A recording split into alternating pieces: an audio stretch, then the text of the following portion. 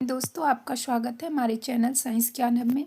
तो आज की वीडियो में हम हिंदी सिलेबस को जानने वाले हैं कि हिंदी में हमें क्या क्या पढ़ना है। इसके पहले हम साइंस के सब सिलेबस को साइंस की कुछ वीडियो बना के डाल चुकी हूँ और मैथ की सिलेबस की बताया जा चुका है, ठीक है।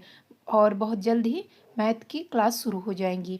साइंस की ऑलरेडी शुरू हो चुकी हैं, ठीक है। और छोटे छोटे टॉपिक में बहुत अच्छे से पढ़ा के उनके प्रश्नों को सॉल्व किया गया है। जैसे ही ये चैप्टर कंप्लीट होते ही जल्द से जल्द प्रैक्टिस सेट को सॉल्व करवाना शुरू कर दूंगी।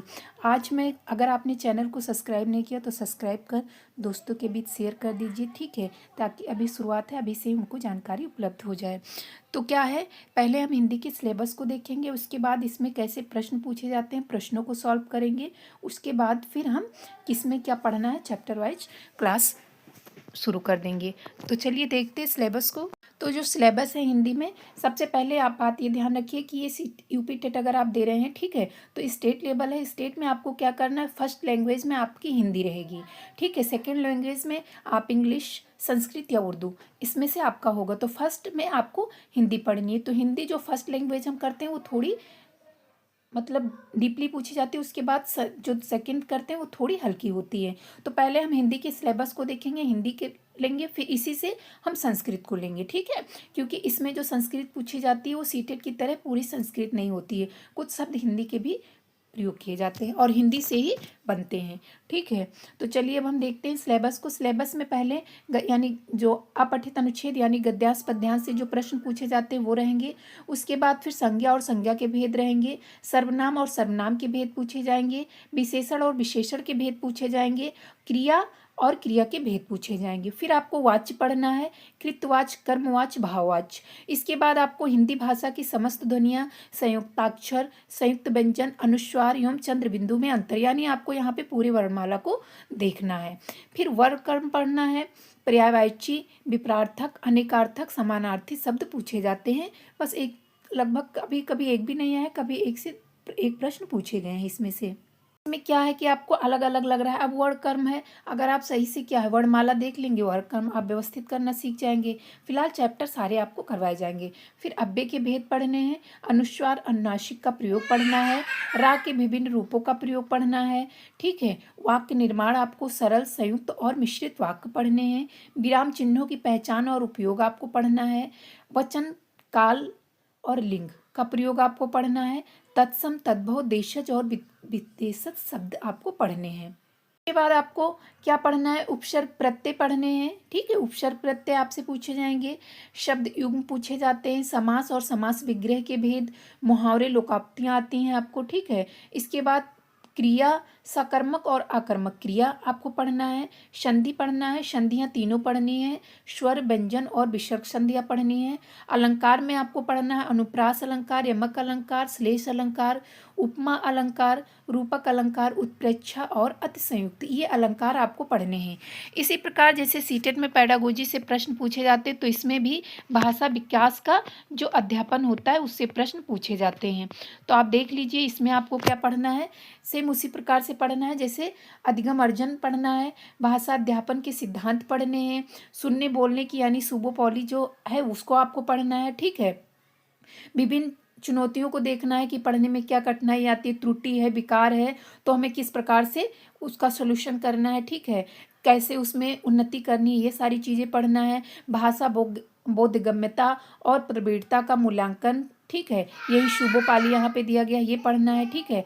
और इसमें जो सामग्रियाँ, पाठ्य पुस्तक और क्या है, मल्टीमीडिया जो है, ठीक है, ये सब आपको यहाँ पे पढ़ना है। उपचारात्मक अध्यापन को भी यहाँ पर पढ़ना है। अब हम देखेंगे 10 से 12 प्रश्न किस प्रकार से पूछे गए हैं प्रीवियस ईयर में, यानी प्रश्न पूछे गए हैं टेट में, उन्हीं से मैं लगभग 10 प्रश्नों को लेकर आई हूँ। आप देखिए किस प्रकार से प्रश्न पूछे जाते हैं। फिर जब टॉपिक आपको पढ़ाती रहूँगी, कुछ टॉपिक आप पहले पढ़ लीजिए, उसके बाद प्रैक्टिस सेट करना, तब सही रहेगा।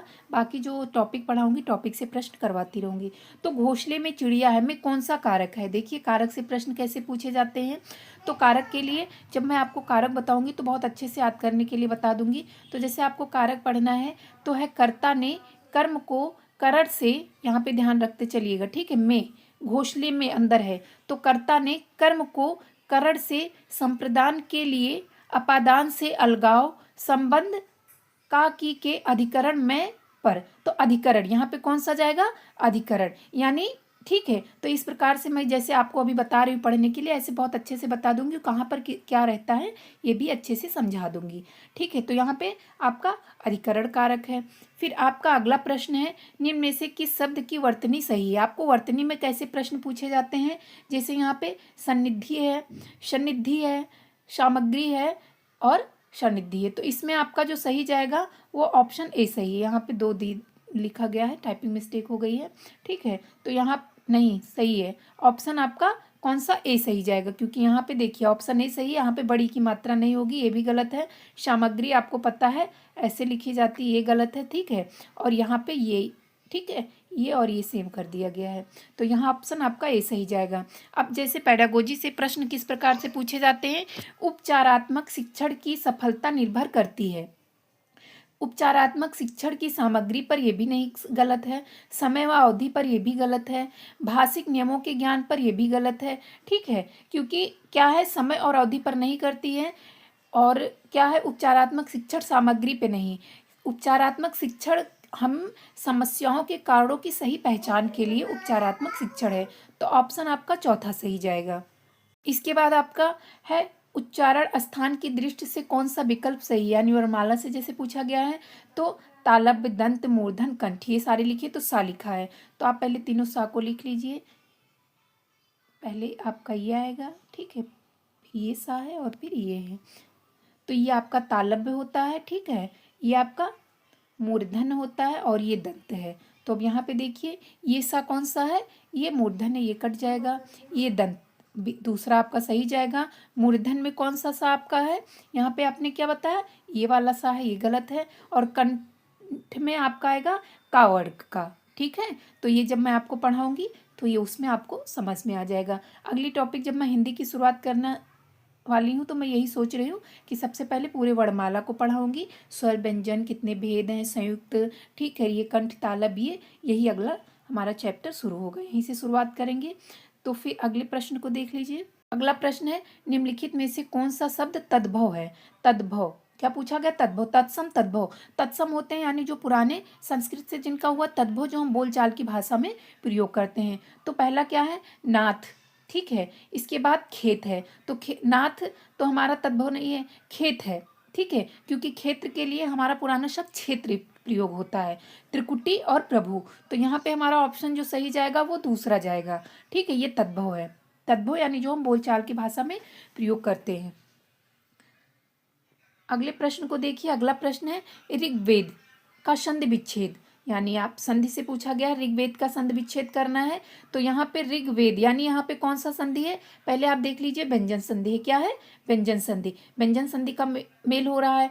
तो ऋग्वेद ये आपका गलत हो जाएगा, ऋग्वेद यहाँ पे ये भी गलत हो जाएगा, ठीक है, क्योंकि यहाँ पे क्या होगा, अगर हम ऋग्वेद यहाँ पे करेंगे तो यहाँ पे पूरा गा है, ठीक है, तो जब नियम को समझाएंगे तो वहाँ पे, ठीक है, तो फिर यहाँ पे पूरा हो जाएगा, तो यहाँ पे ये भी गलत जाएगा। ये ऋग वेद ये सही है, लेकिन यहाँ पे क्या है, क्या लगा है, ये भी गलत चला जाएगा। तो यहाँ पे ऑप्शन आपका ए सही जाएगा, ऋग्वेद, यानी यहाँ पे गा लगा है, ठीक है, हलंत लगा है, और फिर ये जब यहाँ पे मिलेगा तो आधा गा मिलेगा, यहाँ पे पूरा है तो पूरा गा हो जाएगा। अगले प्रश्न को देखिए। अगला प्रश्न है, जो मुहावरे लोकोक्तियाँ पूछी जाती हैं उनसे, छछूंदर के सिर पे चमेली का तेल, इसका अर्थ क्या है। तो पहला है योग व्यक्ति की अच्छी चीजें देना, तो योग व्यक्ति को नहीं। फिर अगला है मिथ्या आडंबर, ये भी गलत है, अयोग व्यक्ति को अच्छी चीजें देना, ये आपका ऑप्शन तीसरा सही जाएगा। तो ये अगली बार प्रश्न जो पूछे गए थे उनसे प्रश्न इस प्रकार से आपसे प्रश्न पूछे जाते हैं। आपको ये वीडियो कैसी लगी है, अच्छी लगी है तो लाइक करिए, दोस्तों के बीच शेयर कर दीजिए। अगली वीडियो हमारी वर्णमाला से शुरू करने वाले हैं, हिंदी को, ठीक है, और फिर हम संस्कृत को शुरू कर देंगे तुरंत, यानी सारी वीडियो आपको मिलती रहेंगी, बस सिलेबस एक एक दिन करके बता रहे हैं, और जब सब सब्जेक्ट की आएंगी तो एक ही दिन में सारे सब्जेक्ट की वीडियो बनती जाएंगी। तो कैसे लगे, चैनल को लाइक करिए, सब्सक्राइब करिए, दोस्तों के बीच शेयर करिए, ठीक है। और अगर आपको इस पढ़ाने में कोई भी, जैसे अगर हम अधिक तेज बोल रहे हैं, कोई चीज़ समझ नहीं आ रही है, किस प्रकार से क्या पढ़ाना है, तो आप कमेंट जरूर करिएगा। और आपको देखिए, आपको बहुत सारे चैनल पे क्या है, 2-3 वीडियो भी 4 आपको ऐसे मिलेंगी, उसके बाद सब प्रैक्टिस करवाएंगे। कोई भी चैप्टर नहीं करता, आपको पैड बेच लेना पड़ता है। तो आप आपको मैं फ्री में ही सारे चैप्टर को करवाऊँगी और प्रैक्टिस भी करवाऊँगी। तो जय हिंद, मिलते हैं अगली वीडियो में एक नए टॉपिक के साथ। धन्यवाद।